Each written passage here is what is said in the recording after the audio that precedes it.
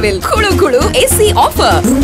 சத்யா கலக்கல் cinema நேயர்கள் அனைவருக்கும் வணக்கம். இன்னைக்கான தமிழ் சினிமா நியூஸ் அப்டேட் என்ன பார்க்க போறோம் அப்படின்னா, தமிழ் சினிமா இண்டஸ்ட்ரிக்கும் அரசியலுக்கும் ஒரு தொடர்பு இருக்கு அப்படின்னே சொல்லலாம். ஏன்னா தமிழ் சினிமால இருந்து நிறைய பேர் அரசியலுக்கு வந்து தலைவர்களாகவும் இருந்தாங்க. எடுத்துக்காட்டா எடுத்துக்கிட்டோம் அப்படின்னா எம்ஜிஆர் அவர்கள், ஜெயலலிதா அவர்கள், கலைஞர் அவர்கள், இவங்க எல்லாருமே தங்களுடைய பயணத்தை சினிமாலையும் ஸ்டார்ட் பண்ணாங்க. அதுக்கப்புறம் அரசியலையும் ஈடுபட்டு ஒரு தலைவர்களாகவும் வலம் வந்துட்டு இருந்தாங்க.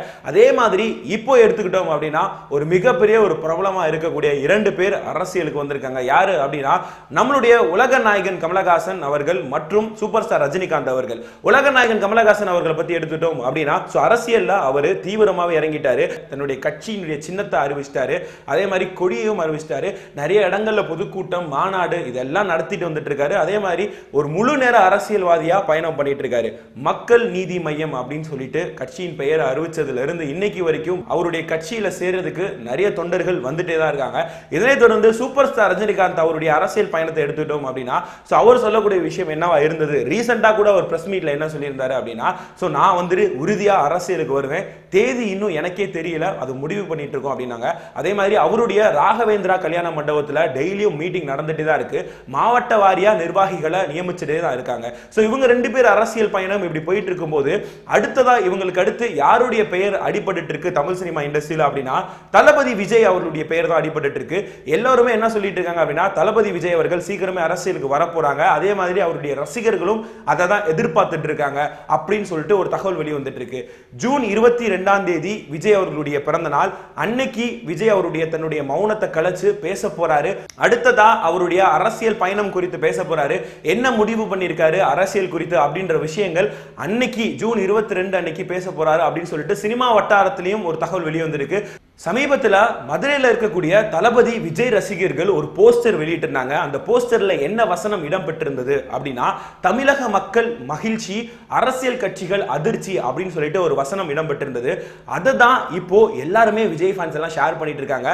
அதுல ஹெட்லைன்ஸா என்ன இருந்தது அப்படின்னா, ஜூன் 22ஆம் தேதி ஜோசப் விஜய் தன்னுடைய மௌனத்தை கலைச்சு அரசியல் பிரவேசம் குறித்து அதிரடியான முடிவுகள் எடுக்க போறாரு அப்படின்னு சொல்லிட்டு ஹெட்லைன்ஸாவும் போட்டிருந்தாங்க. இந்த போஸ்டரை பார்த்து தளபதி விஜய் ரசிகர்கள் எல்லாரும் பயங்கர மகிழ்ச்சியில இருக்காங்க.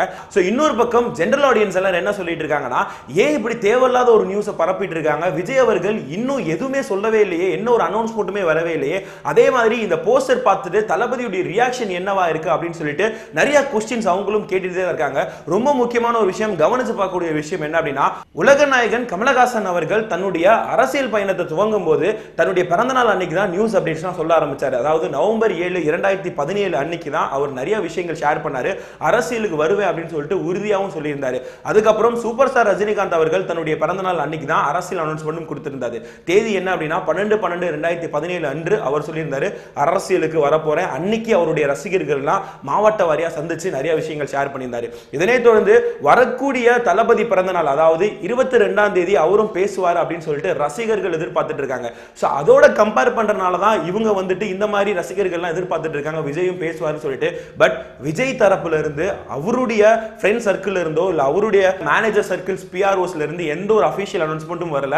விஜய் அவர்கள் தற்போது வரைக்கும் இதை குறித்து எந்த ஒரு அனௌன்ஸ்மெண்ட்டும் கொடுக்கவே இல்லை. பட் இதெல்லாம் அவர் பார்த்துட்டு இருக்காரு அப்படின்றது நல்லா தெரியும்.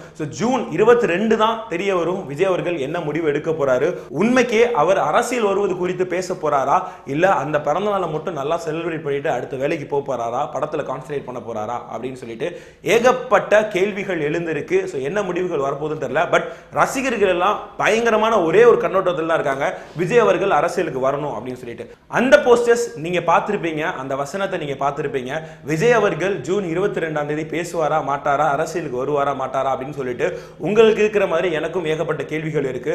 விஜய் அவர்கள் அரசியல் வருவது குறித்து உங்களுடைய கருத்துக்களை நீங்க தெரிவிக்கணும். அதே மாதிரி அவருடைய பர்த்டேக்கு அட்வான்ஸ் விஷஸ் நீங்க தெரிவிக்கணும் அப்படின்னா கீழே இருக்க கமெண்ட் பாக்ஸ்ல போய் உங்களுடைய கருத்துக்களை நீங்க தெரிவிக்கலாம்.